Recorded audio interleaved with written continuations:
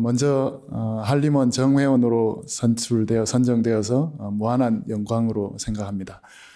사실 부족한 점도 많고 또 앞으로 갈 길도 멀다고 생각합니다.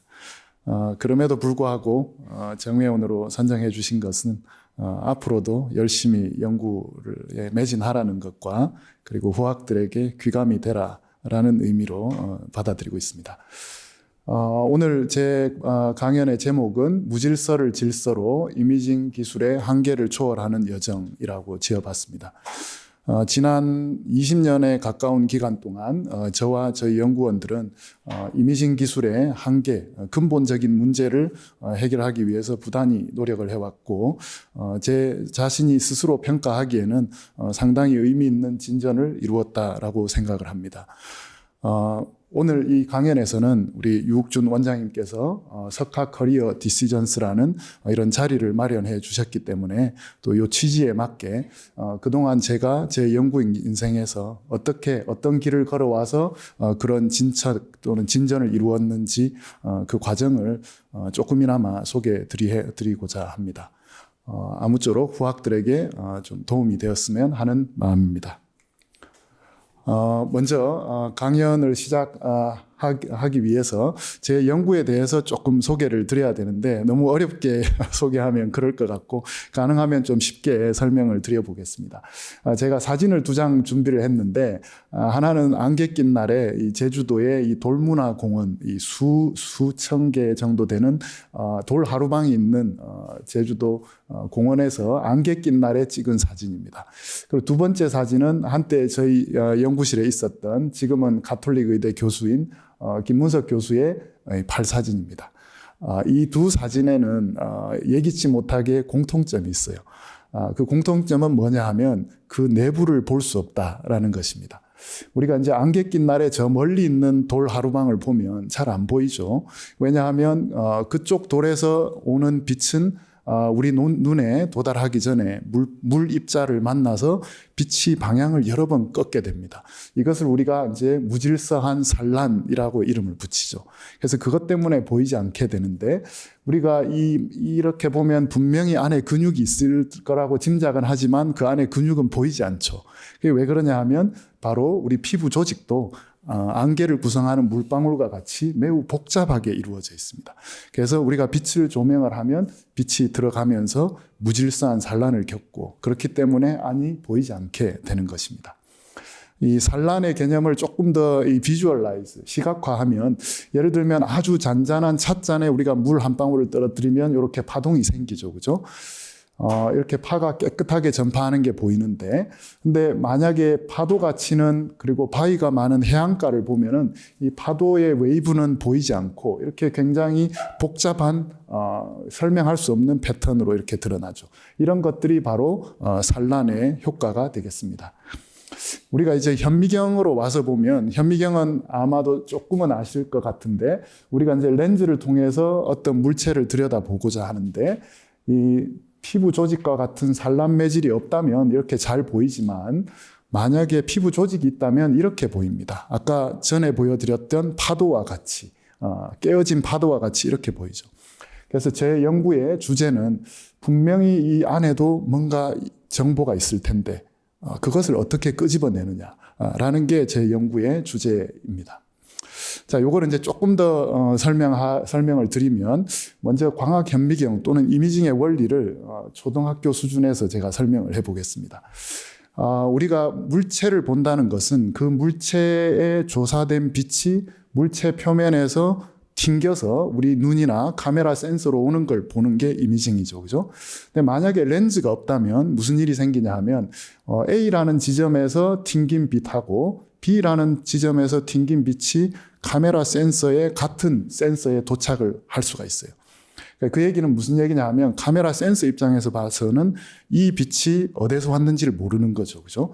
그래서 이미징이 되질 않습니다. 요 문제를 해결하려고 이제 렌즈를 두죠. 렌즈를 두면 예를 들면 A라는 점에서 산란된 빛은 이렇게 한 점에서 모이고 또 B라는 점에서 산란된 빛은 또 다른 점에서 이렇게 다시 모이게 돼서 이 복사본이 만들어지죠. 이게 결국에는 이미징입니다. 그래서 여기에다가 카메라를 두게 되면 이제 물체가 보이게 되는 것이죠. 그죠? 이게 이제 일반적인 이미징인데, 만약에 이 물체와 우리 눈 또는 카메라 사이에 피부 조직과 같은 산란 매질이 있다면 무슨 일이 생기느냐. 이것이 문제입니다. 그러면 역시나 이 물체 A라는 지점에서 산란된 빛이 이 산란 매질을 통과하면 원래 방향을 유지하는 빛도 존재를 합니다. 그 세기는 굉장히 약하지만, 그래서 그런 빛을 우리가 직진파라고 하는데, 이 직진파는 원래 물체 정보를 가지고 있어요. 근데 이제 불행히도 이 산란 매질에서 아까 제가 앞에서 설명드린 안개나 피부 조직 같이 방향을 꺾어요. 그러면 이 복사기가 고장이 나죠. 그러면 어떻게 되냐? 굉장히 이상한 패턴이 만들어지는 거죠. 이게 이제 다중산란에 의한 노이즈. 이 노이즈의 정보가 숨어버려서 보이지 않게 되는 것이죠. 그죠? 이것이 우리가 이 피부 조직 내부를 볼 수 없는 이유가 되겠습니다. 또 이런 문제만 있는 것은 아니고, 사실은 또 직진파도 이 전파하다가 이 매질을 만나면 속도가 막 바뀌어요. 특히 전파하는 각도에 따라서 속도가 제각각으로 바뀌어서 이미지가 이상하게 왜곡이 되는데, 이걸 우리가 또 수차라고 불러요. 예를 들면 우리가 비 오는 날 창밖을 보면 이미지가 약간 흐릿해 보이죠. 그죠? 그런 것이 수차라고 해요. 그래서 우리가 피부 조직 내부를 보고 싶은데 보지 못하는 것은 빛이 방향을 꺾어서 만드는 노이즈, 그 다음에 빛이 겪는 속도의 차이, 이런 것들이 만드는 왜곡, 이런 것들이 결국에는 문제를 일으킵니다. 그래서 이제 요거는 저희가 이제 과제를 보통 따기 위해서 준비하는 그림인데, 여러 기술들의 이 성능을 한 그래프에 그린 거죠. 그래서 여기는 해상도고, 여기는 이미징 가능 깊이. 그래서 해상도가 좋아지면 깊이가 얕아지죠. 그래서 우리가 이 사이언스를 해보면 늘 느끼는 거지만 공짜는 없죠. 그죠? 하나가 좋아지면 하나는 안 좋아지게 돼 있죠. 저희 연구의 주제는 그 공짜가 없는 것을 깨는 게 저희 연구의 목적이 되겠습니다. 그래서 해상도는 좋고 또 깊이는 깊은 그런 이미징 방법을 만드는 것이 저희 연구의 목적입니다. 자, 그러면 이런 이미징 기술을 왜 개발하느냐? 질병의 조기 진단 시기를 앞당길 수 있다라는 게 어떻게 보면 꿈입니다. 예를 들면 암을 한번 생각해 보면, 암의 85%는 생체 조직의 표면에서부터 발생합니다. 그것이 피부암 같으면 당연히 피부 표면이겠지만, 대장암 같으면 대장암 내벽의 표면, 위암 같으면 위벽, 내벽 표면입니다. 그렇기 때문에 내시경으로 진단이 가능한 것이죠. 근데 이제 가만히 보면, 여기서 보여드리는 슬라이드는, 깊이에 따라서, 그리고 병의 진행에 따라서 내부가 어떻게 바뀌는지를 보여드리는 건데, 이 파란색 점이 세포 핵이거든요. 그래서 암이 진행될수록 세포 핵이 커지고, 그 다음에 이 층 구조가 약간 왜곡이 되면서 이런 용종이 생겨나요. 요즘 얘기하는 조기 진단은 용종을 발견하는 단계인데, 사실은 그 이전에 이미 뭔가 일어나고 있었어요. 근데 요거를 현재 기술로는 알아챌 수가 없어요. 왜냐하면 깊이 들어가서 자세히 봐야 되거든요. 그래서 저희 연구의 목적, 궁극적인 목적은 깊이 들어가서 자세히 보는 현미경을 만들어서 질병의 조기 진단 시기를 앞당기는 것이 목표입니다. 저희 연구팀은 지난 오랜 기간 동안에 이 문제를 풀기 위해서 굉장히 많은 노력을 해왔어요. 예를 들면 처음에는 수차라는 걸 보정했다가, 그리고 산란이 한 번 되는 걸 보정했다가, 최근에는 산란이 여러 번 되는 것도 보정하는 이런 발전 단계를 거쳐왔습니다. 그래서 나중에 뭐 간략하게 얘기 드리겠지만, 이런 노력들을 해오는 과정에서 또는 이런 노력을 시작하기까지 어떤 일이 있었는지 그 부분을 이제 지금부터 말씀드리겠습니다. 그래서 이제 연구에 대한 얘기는 여기가 끝이고, 지금부터는 어떻게 이런 연구를 시작했는지에 대해서 한번 말씀을 드려보겠습니다. 제 개인적인 히스토리는, 저는 이 경상남도 하동이라는 굉장히 하동의 아주 작은 시골 마을에서 태어났고요. 저희 초등학교가 반이 하나 있었고, 한 반의 학생은 35명, 1학년부터 6학년까지 반이 일반밖에 없었습니다. 그래서 저는 노트에 1학년 몇 반을 쓰는 그 칸이 왜 있는지를 이해를 못했어요. 그래서 이제 그런 어린 시절을 보내고, 고등학교는 이제 진주에서 나오고, 그리고 이제 대학교는 서울대학교에 들어가서 물리학과 93년도에 입학하고 그리고 석사, 박사 과정을 거쳤습니다. 그리고 박사 학위를 취득하고 그리고 MIT의 연구원으로 한 3년 반 정도 있다가 2009년에 고려대학교 교수로 부임을 했고 2016년에는 IBS 연구단의 부연구단장으로 연구를 계속해 오고 있습니다. 지금부터 제가 제 연구 인생의 중요한 디시전을 한 몇 가지 정도 시간 순으로, 중요도 순서는 아닙니다. 시간 순서로 한번 말씀을 드려보겠습니다. 첫 번째 디시전은 제가 물리학과 대학원에 들어간 것인데 특히 지금은 자꾸 하셨지만 이재영 교수님 연구실에 석사 과정으로 들어간 것이 중요한 디시전 중에 하나가 아니었나라고 생각하고 그리고 그 이어서 박사 과정은 역시 한림원 회원이시기도 한 안경원 교수님 연구실에서 박사 과정을 하게 된 것이 아주 중요한 계기라고 생각합니다. 제 석사, 박사 전공은 이미징과는 거리가 멉니다. 제 석사 전공은 비선형 광학 그리고 박사 전공은 원자 물리였습니다. 그러니까 바이오하고는 전혀 상관이 없는 그런 주제였죠. 사실 학부 때 물리를 배울 때는 이렇게 돌이켜 회고를 해보면 그렇게 재밌지는 않았던 것 같습니다.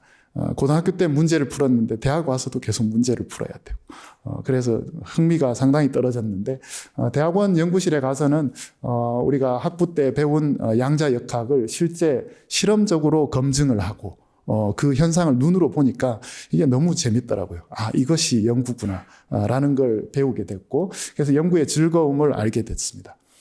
그리고 무엇보다 중요한 점은 좋은 선배님, 동기, 그 다음에 후배들을 만난 게 되겠죠.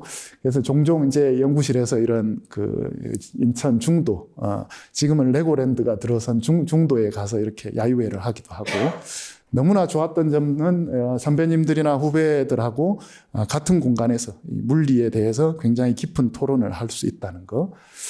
특히 밤 10시, 12시에 연구를 마치고 내려가면서 포장마차에서 술 한잔 하면서 이런저런 얘기하고 하던 게 지금에서는 굉장히 중요한 토대가 되지 않았나라고 생각하고 그리고 옛날을 돌아보면 사실 연구비가 충분하지 않았던 그런 상황이었고 그리고 학위 주제도 이 교수님의 방침이 주제를 주시는 게 아니라 스스로 찾아라라고 해서 굉장히 어려웠지만 지금 와서는 연구 주제를 스스로 찾는 그런 방법을 나름은 터득하게 된 그런 출발점이 되지 않았나 그렇게 생각합니다.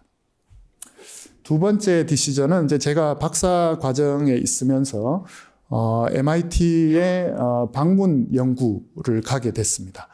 그 계기는 뭐냐 하면 저희 안경원 교수님, 지도 교수님께서 아주 특별한 레이저를 MIT에 하게 하실 때 개발했는데 그 레이저라는 게 뭐냐 하면 레이저인데 이 원자 하나로 작동하는 레이저를 개발을 하셨었어요.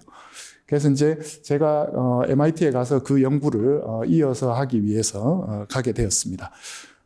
제가 가서 한 연구는 그리고 그 당시에 이제 MIT에 두 분 다 작고 하셨는데 마이클 펠드 교수님, 라마찬드라 다사리 교수님 그리고 크리스토퍼 팡옌 박사님 굉장히 그 당시에 도움을 많이 주셨는데 제가 연구했던 주제는 여기서 자세히 설명드리기는 어렵고 저 레이저의 특성이 굉장히 특별하다.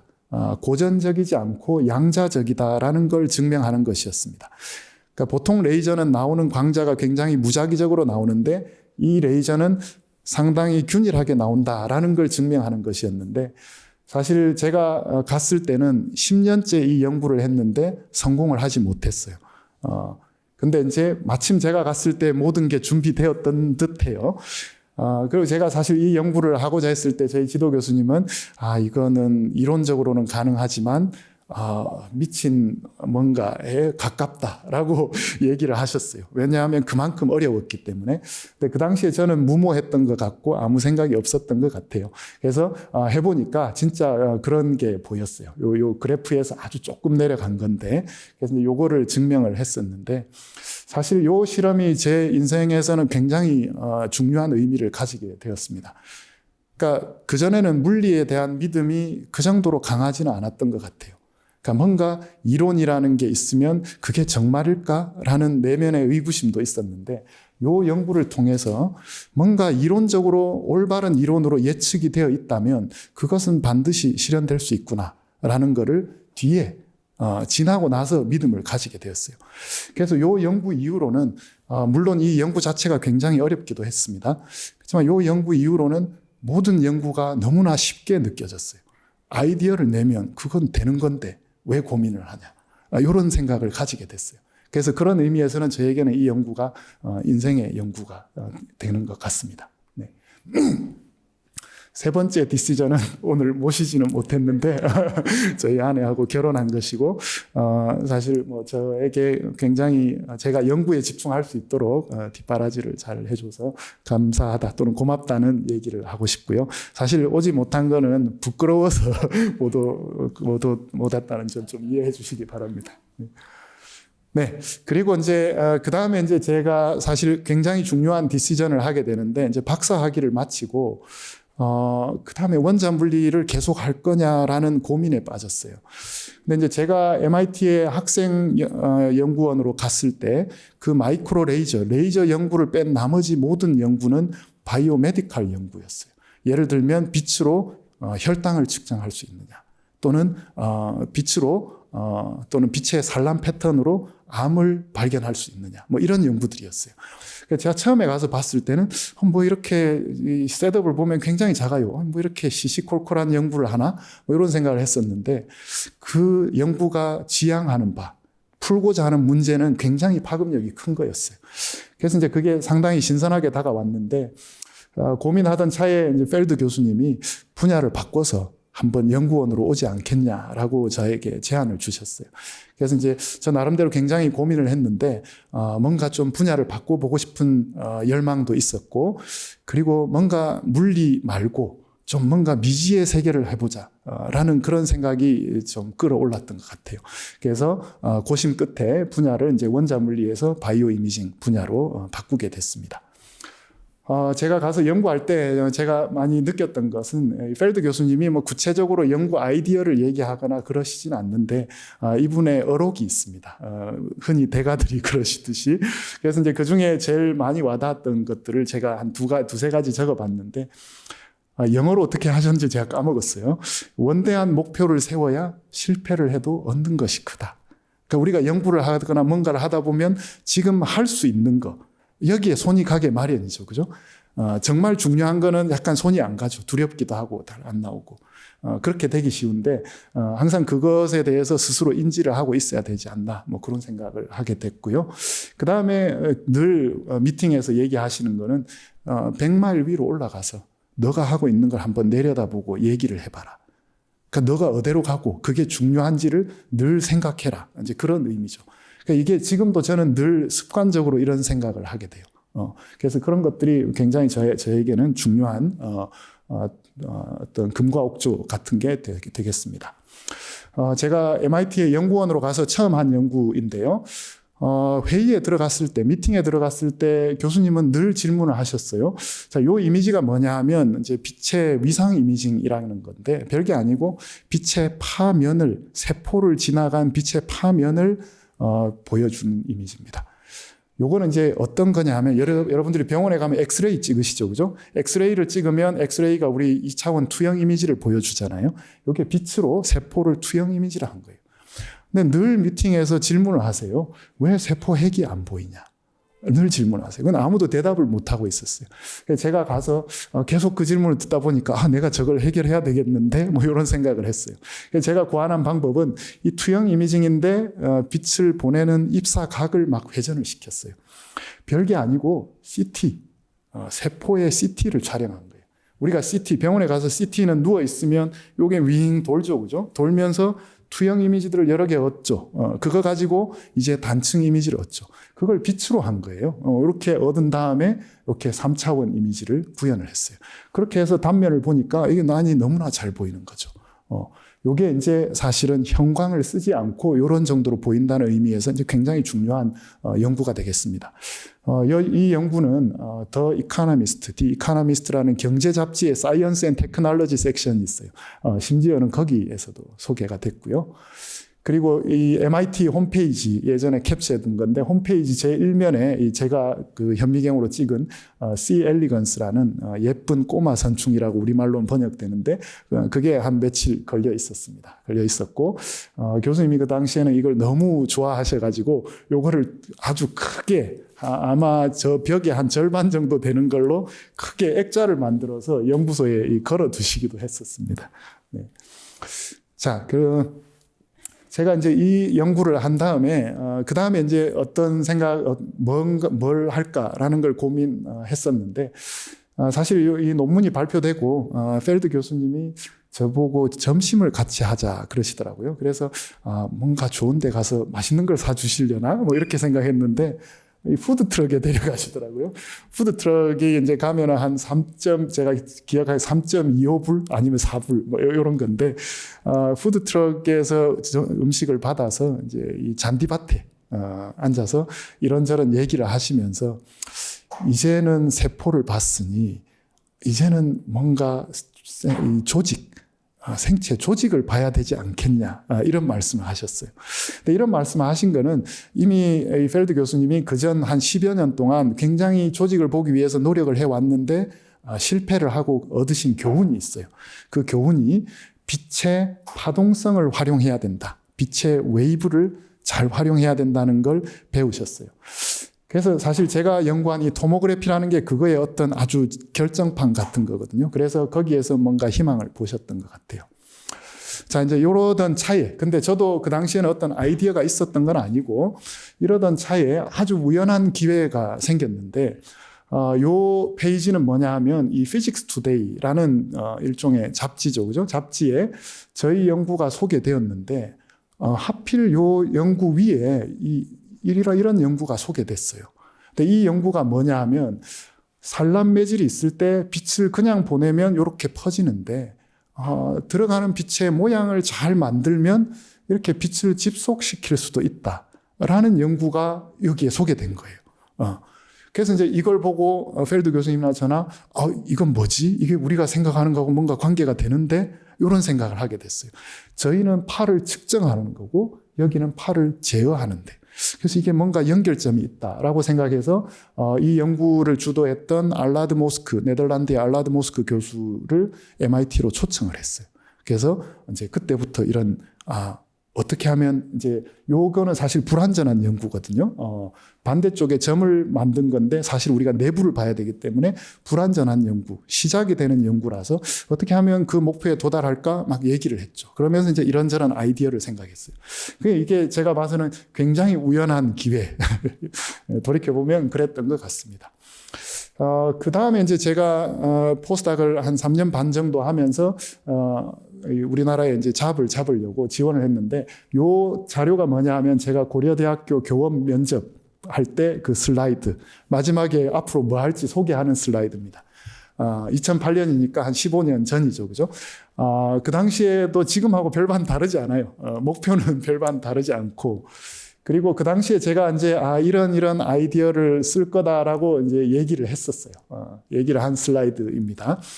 그 당시에 이제 제가 가졌던 아이디어는 이 트랜스퍼 펑션이라는 이게 어려운 말이지만 산란 매질의 내부를 보려면 그 안을 산란 매질이 어떻게 반응하는지 좀 잘 측정을 해야 된다. 그게 이제 이 용어로 얘기하면 트랜스퍼 펑션이에요. 제가 그때 가지고 있었던 생각의 틀은 또는 끄집어냈던 아이디어는 잘 측정을 해야 된다라는 게 첫 번째였고 두 번째는 그거 가지고 문제를 잘 풀어야 된다. 이게 이제 제 센트럴 도그마 같은 거였어요. 그래서 이제 그 당시에 이거를 제안을 해서 그리고 이제 제가 고려대학교 물리학과에 이제 2009년에 부임을 했는데 그 일기라고 할 수 있는데 여기 이제 아주 주요 멤버들이 있습니다. 있고 이 일기는 사실 지금의 연구를 있게 한 아주 중요한 초석이 되는 그런 시기였던 것 같습니다. 그래서 이제 제가 처음으로 한 중요한 연구는 지금은 고려대 의대 의공학부 교수로 있는 최영원 교수님이 그 당시에 제 연구실 연구원으로 있으면서 했던 연구입니다. 산란매질도 렌즈로 활용할 수 있다는 것을 저희가 이제 보였어요. 그래서 뭐 이 복잡하게 설명드리기는 그렇고 산란매질의 입사각을 바꿔가면서 투과하는 패턴을 쭉 기록을 하는, 그러니까 산란매질의 인풋과 아웃풋을 뭔가 정량화를 해요. 그러면 이 산란매질은 더 이상 언노운, 또 무질서하지 않게 그렇게 되는 것이고, 그 다음에 이제 물체를 놓고 이미지를 하면 왜곡이 돼 있지만 요 정보를 가지고 있으면 되찾을 수 있는 그런 연구를 했습니다. 그래서 이 산란매질의 정보가 굉장히 복잡하죠. 그죠? 완전히 무질서해 보이지만 사실 이게 정보를 가지고 있습니다. 요거를 이용해서 이미지를 점점 더 깨끗하게 만드는 이런 연구를 하게 됐고, 이 연구는 재밌게도 뉴 사이언티스트라고 아주 유명한 과학 잡지에 소개됐고, 그 해에 탑 10 Interesting Physics of the Year로 선정이 되기도 했었습니다. 여기에 보여드리는 게 그 당시에 기사하고, 여기 보여드리는 거는 이제 KBS 9시 뉴스는 불행이 아니었고 아침 6시 뉴스에 소개가 되기도 했었습니다. 네. 그래서 이제 이 산란매질도 렌즈로 만들 수 있다라는 거 저희가 이제 증명을 한 다음에, 그럼 이게 뭐에 쓸모가 있을까라고 생각을 하다가 이 광섬유라는 게 이제 이 어떤 유리 조각으로 된 아주 길다란, 우리가 지금 인터넷을 하는 것도 광섬유를 통해서 정보가 전달되기 때문이죠. 그 광섬유 한 가닥으로도 내시경을 할 수 있다라는 걸 증명을 했어요. 광섬유도 그 섬유가 안에 코어가 있고 그 다음에 코어를 감싸는 클레드가 있는데, 그 코어 안에서 빛이 굉장히 산란을 하면서 전파가 되거든요. 그래서 이 녀석도 사실은 산란매질인 거예요. 근데 저희 기술을 이용하면 이 산란매질을 렌즈처럼 바꾸는 거죠. 그래서 그렇게 해서 사실은 이런 쥐의 소장의 내시경 이미지를 하는 거를 가능하게 했어요. 요건 이제 일반적인 현미경으로 본 거고. 그래서 이 연구는 이제 네이처에 뭐 하이라이트로 소개되기도 했었습니다. 요거는 이제 그 당시 심사 의견인데, 이 심사위원 B를 보면 평이 한 줄이었어요. 한 줄. 아무 코멘트가 없고 마지막이 요거였습니다. 자기가 이 연구를 했더라면 얼마나 좋았을까. 이게 평이었습니다. 그래서 사실 이제 이 연구는 어떻게 보면 내시경의 새로운 분야를 열기도 한 그런 연구가 되겠습니다. 그리고 이제 내부를 보는 것도 중요했지만 내부에 에너지를 많이 전달하는 것도 상당히 중요한 피직스 프로블럼입니다. 이것도 물리적으로는 우리가 빛의 내부에 100% 에너지를, 산란매질 내부로 100% 에너지를 보낼 수 있다는 것이 알려져는 있었는데 실험적으로 검증된 적이 없었어요. 그래서 이제 그 당시에 고대 물리학과의 박규환 교수님과 그 당시 교수님의 학생이었던 최원준 박사, 뉴메리컬 시뮬레이션하고 옵티컬 티어리의 대가이신데 도움을 주셔가지고 뉴메리컬 시뮬레이션으로 뭐 특정한 패턴의 빛을 보내면 산란매질의 반대쪽으로 100% 에너지를 보낼 수 있다는 것을 비주얼라이즈를 한 거죠. 그리고 요거를 실험적으로 지금은 가톨릭 의대에 있는 김문석 교수가 아까 그 8의 소유자입니다. 그래서 김문석 교수님이 요거를 실험적으로 구현을 했어요. 보시면 이게 산란매질에 보내는 입사빛의 패턴이거든요. 근데 어떤 패턴을 보내면 반사가 세고 투과가 작지만, 또 어떤 패턴을 보내면 또 이게 투과가 점점 증가하는 이런 걸 보실 수 있어요. 이게 이제 임팩트는 뭐냐 하면, 우리가 피부 치료, 레이저 치료를 하면 레이저 치료를 하는데 병변은 안쪽에 있는데 레이저 조명하면 피부 표면에 빛이 거의 대부분 있고 안으로 가면 줄어버리잖아요. 그러니까 굉장히 따갑고 고통스럽죠. 근데 만약에 이런 것들이 상용화되면 아주 효율적으로 내부로 빛 에너지를 보내는 거죠. 그럼 피부 치료의 효율이 높아질 수 있습니다. 이론적으로. 물론 테크니컬리 갈 길은 굉장히 멀지만 그렇습니다. 자, 이렇게 한 다음에 이제 2기에 접어들게 되는데 1기 연구는 재밌기는 하지만 실제 응용은 제한적입니다. 왜냐하면 우리가 산란매질의 내부를 본 것은 아니고 산란매질에 들어가는 것과 나오는 것 사이의 관계만 알아서 이걸 렌즈로 사용했을 뿐이지 그 내부를 본 건 아니니까 정작 중요한 문제는 손도 못 대고 있었죠. 그렇지만 요 시기에 접어들기 전부터 제 마음속은 늘 그 문제를 어떻게 풀까? 그게 늘 제 머릿속에 있었습니다. 어쨌든 본격적으로 시작한 거는 이제 요 시기에 시작을 했고, 이 당시에 이제 강성삼 박사, 정승원 박사 이 주요 역할을 했던 그런 연구원들이 참여를 하면서 연구에 탄력을 받게 되었습니다. 자, 그래서 이거는 또 뭐냐 하면 제가 2010년도에 과제 제안을 했던 건데, 이 과제는 불행히도 선정되지는 못했지만 제가 그 전부터 많은 고민을 하고 있었고, 그래서 이 연구는 사실 과제하고는 상관없이 그냥 연구를 수행했던 그런 것입니다.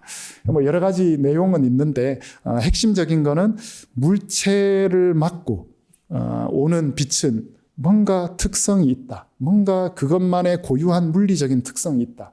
라는 것이고, 그 물리적인 특성을 활용하면 아주 많은 노이즈 속에서도 그걸 찾아내고 그걸 이용해서 이미징을 할 수 있다라는 게 사실은 핵심입니다. 그래서 이제 그거를 실제 구현을 하는 그런 것이고, 그 다음에 이제 또 중요한 거는 아주 중요한 시스템을 구축하게 됐는데, 이걸 구축하는데도 한 4년 정도 걸렸던 것 같아요.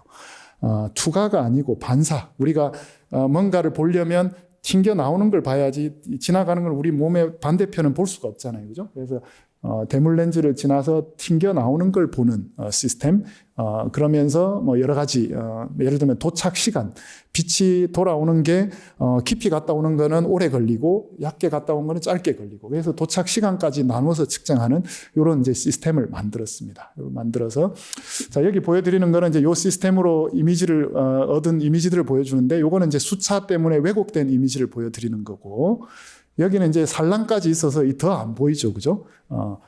그렇지만 저희가 이제 이런 데이터를 가지고 아주 중요한 알고리즘 또는 방법을 개발했어요. 물리적으로 문제를 푸는 방법을 개발해서 여기서도 아주 깨끗한 이미지를 얻어낼 수 있는 그런 방법을 고안을 했습니다. 이 연구는 강선삼 박사하고 정승원 박사가 한 연구인데, 이 개개의 이미지를 보면 아까 앞에서 보여드린 것처럼 굉장히 노이지하죠, 그죠? 그렇지만 이 속에 숨어 있는 시그널을 잘 끄집어내면 이렇게 아주 좋은 이미지를 얻을 수 있다는 것을 보여주는 연구였습니다. 이 연구가 아주 중요한 시작점이 되었고, 그리고 이제 강선삼 박사가 이 빛이 들어가면 왜곡이 되는 것을 어떻게 하면 잘 고칠까를 아주 또 획기적인 아이디어를 냈습니다. 그래서 뭐 아주 설명하기는 힘들지만 적절히 들어가는 것과 이 들어갈 때 빛이 왜곡되고 나올 때 왜곡되는 것을 잘 고치면 좋은 이미지가 나온다는 걸 보였습니다. 여기 시작 이미지가 이렇지만 저거를 우리가 잘 정보를 시그널의 어떤 물리적인 특성을 잘 활용하면 이렇게 깨끗한 이미지를 만들 수 있다라는 걸 보였습니다. 그래서 이제 여기가 이제 어떻게 보면 이제 지금 저희 연구에 굉장히 중요한 이제 단초를 만든 것이 되겠습니다. 이렇게 이제 기본적인 방법을 만든 다음에 이제 제가 2016년에 IBS 연구단에 이제 부연구단장으로 참여를 하면서 연구원들이 이제 많이 늘었죠. 늘고 또 재정적인 지원도 많이 받게 되고, 그래서 개인적으로는 이제 연구의 날개를 단 어떤 계기가 되지 않았나 그렇게 생각합니다. 특히 주목할 만한 점은 여기 이제 홍진희 박사님 여기 오디언스에 앉아 계신데 생물학 전공이시거든요. 그러니까 생물학 전공하신 분을 연구원으로 모실 수 있었어요. 그리고 물론 또 신입으로 아주 또 능력 있는 연구원들 이 들어왔고, 그래서 이제 생물학 하시는 분이 들어오시니까 이제는 아까 같은 그런 타겟이 아니고 실제 바이오 이미징을 할 수 있게 됐습니다. 그래서 이제 그런 연구들을 이제 차차 보여드릴 건데, 요거는 사실 어떻게 보면 앞서서 제가 어떻게 하면 에너지를 많이 보내느냐에 대한 연구의 후속 연구인데, 반사를 잘 측정하면 또 이런 웨이브를 보내면 이 안쪽에 있는 물체에 빛을 잘 집속시킬 수 있다라는 걸 보이는 연구였고요.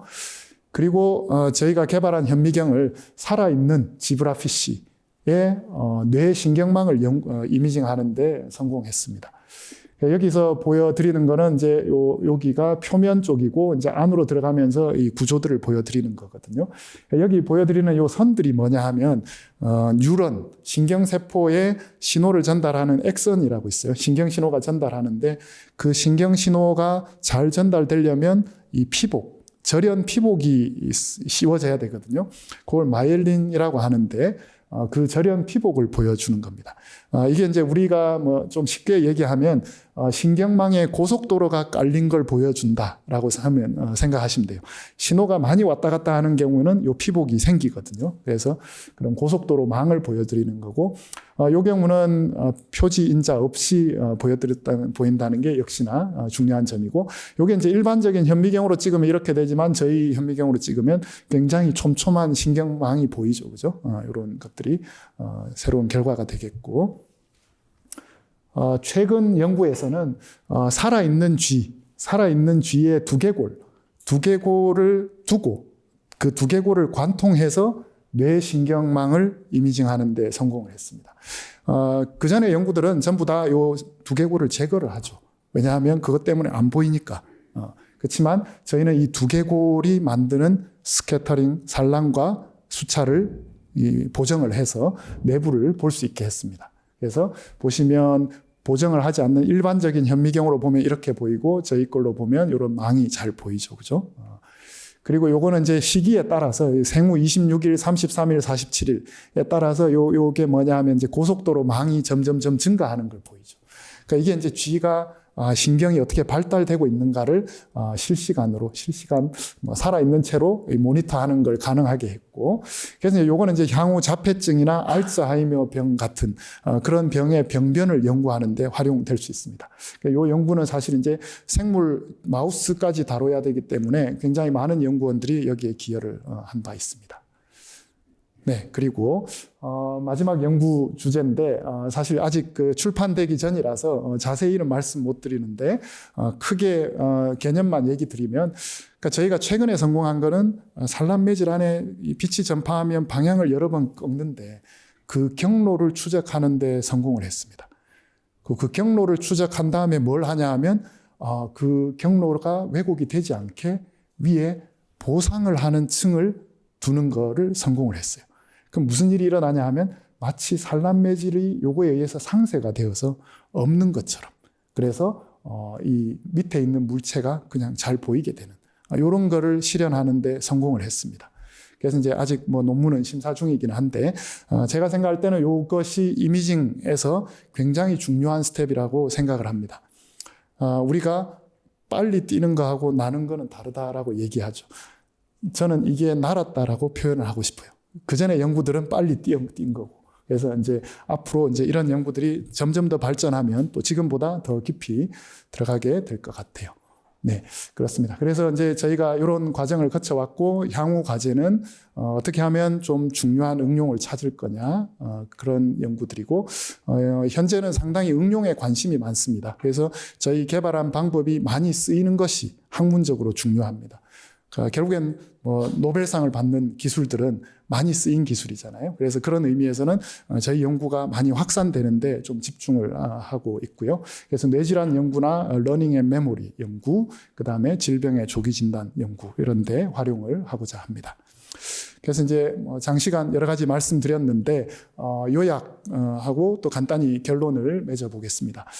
제 연구 커리어를 보면 사실 원자 물리에서 시작해서 세포 이미징, 생체 조직 이미징으로 연구의 주제를 이렇게 바꿔왔습니다. 보시면 원자는 채소 단위, 세포, 이 생물의 채소 단위 하다가 이제 복잡한 시스템으로 이어져 왔죠. 복잡한 시스템이 예전에 처음 물리를 배울 때는 단순한 게 아름답다. 왜냐하면 그걸로 모든 걸 이해할 수 있을 것이니까 그런 생각을 했습니다. 근데 연구를 거듭할수록 복잡한 것이 아름답다라는 걸 점점 더 깨우치게 되는 것 같아요. 그래서 요즘은 생명과학이 너무나 아름다워 보이더라고요.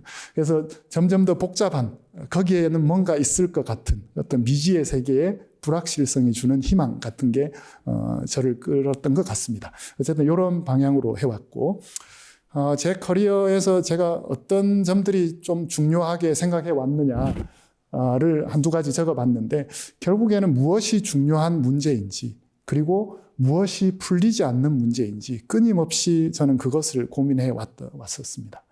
그리고 이제 문제의 큰 틀을 찾는 게 또 중요했던 것 같습니다. 중구난방식으로 접근하는 게 아니고, 저희 같은 경우는 산란매질의 입사와 반사의 관계, 이 블랙박스를 측정을 잘하는 게 첫 번째. 어떻게든 정보를 많이 모아야 된다. 그리고 그거를 아주 스마트하게 활용해야 된다는 그 틀을 가지고 연구를 계속 해왔었습니다. 그리고 이제 또 다른 거는 사실 이 문제가 너무 어렵기 때문에 한 번에 해결하려고 또 한 번에 어떤 생각을 하려고 하다가 너무 어려워서 포기하는 그런 경우가 거의 대부분이죠. 그죠? 그래서 저는 늘 아까도 말씀드린 내부를 보는 그 궁극의 문제를 늘 머릿속에 가지고 있었지만 매 순간순간은 한 단계씩 나가는. 그래서 언젠가는 나는 거기에 갈 거다라는 그런 생각을 가지고 연구를 해왔어요. 그래서 제일 처음에는 산란 매질을 렌즈로 활용했지만 그 다음에는 단일 산란, 수차 해결, 그 다음 점점 더 산란의 횟수를 더 많이 보정하는 이런 방향으로 진행을 해왔습니다. 그래서 이런 것들이 그래도 지금까지 방향을 잃지 않고 연구를 해올 수 있는 그런 어떤 등대가 되지 않았나, 등불이 되지 않았나 그렇게 생각합니다. 저희 현재 연구원, 연구실 구성원들, 많은 박사 연구원들. 사실 제가 아까 소개도 해 주셨는데, 제가 연구원들을 굉장히 많이 괴롭혔어요. 왜냐하면 늘 풀리지 않는 문제, 어려운 문제를 풀어라라고 하니까 다들 너무 힘들어 했어요. 모든 프로젝트가 제 기억으로 2년, 3년 안에 끝난 프로젝트는 없었던 것 같아요.